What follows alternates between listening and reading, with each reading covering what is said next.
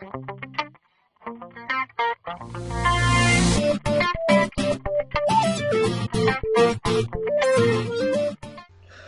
and welcome to another tutorial from LR Graphics and Web. Today we're going to learn how to make this signature. First, you want to start off by grabbing your focal. I rendered this out myself. It will be supplied on my website. After you get your focal, you're going to want to work out the background. I grabbed a space stock from Google, and sometimes you have to do several layers just to get what you'd like for your background. In this case, I duplicated the space stock once and put it on multiply to get this darken, and I duplicated it one more to get a little bit lighter in this area. Then I put in my focal.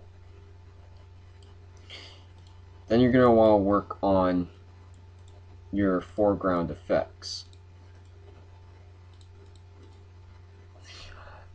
And in this signature, I only use the space stock as my effects. First, you want to set it on linear dodge, and then erase with a soft brush around here and all around here, so that you only get it there. Then duplicate it and put it on hard light.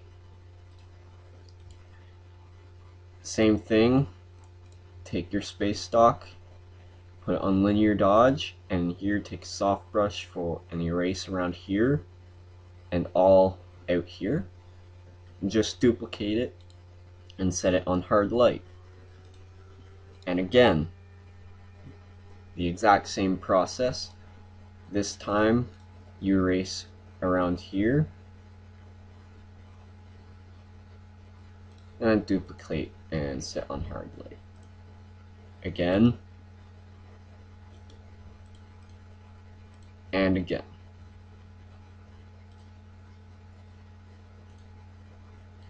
Now you're going to add some color adjusting to it, which are gradient maps. Your first one is going to be a black and white one set on luminosity. Your next one is, this is going to be the same color, the black and white, set on hard light at 21%. Then you're going to want to do a photo filter. I did a magenta one at 36 density.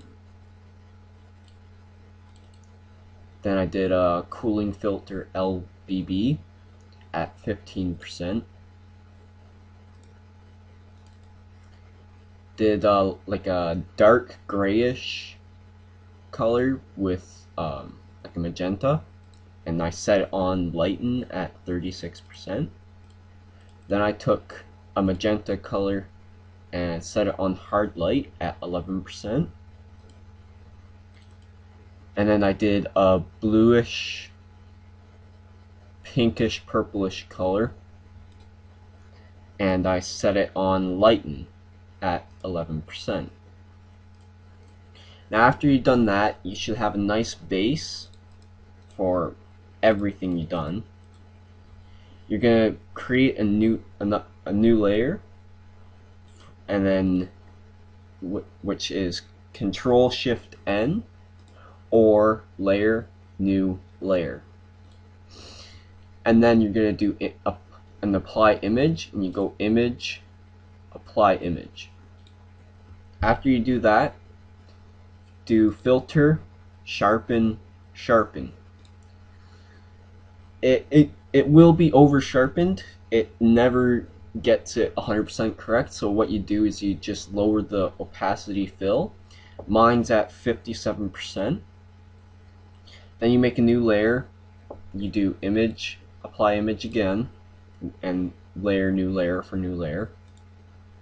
And then you're going to use the blur, dodge, and burn tool. which is under here. And highlight the lit up areas with the dodge tool, blur the areas you want for distance, and burn the other areas to darken it up. Then we're going to enhance the light part. So you're going to make a new layer, fill it black, and set it on color dodge. And you're going to use a very, very small white soft brush, and basically you just go on the outline of where the highlighted areas on the render are. So it would be like right here, here, and all that. And you're going to highlight them up. To make them stand out more, you can duplicate it. Next, I did a new layer, new layer, Control Shift N, and then I did image, apply image. Then I went into motion, filter, blur, motion blur. You don't want it to be a very high motion blur, but it has to be going horizontal. And after you do that, you set it on lighten and erase what you don't want. For this, I again made a new layer, Control Shift N, layer, new layer, image, apply image. And then you go to filter, other, high pass, and basically you set up a I'll show you. It looks like this, and then you choose the radius you want. It can be anything you want it to be. And then you accept what you think would look good, and I set mine on multiply at 22%. And then on this layer, I enhanced his visor a little bit. And then I added some text. So that it doesn't feel like it's a sore thumb sticking out of your picture, you're going to have to, the best ways to do a clipping mask.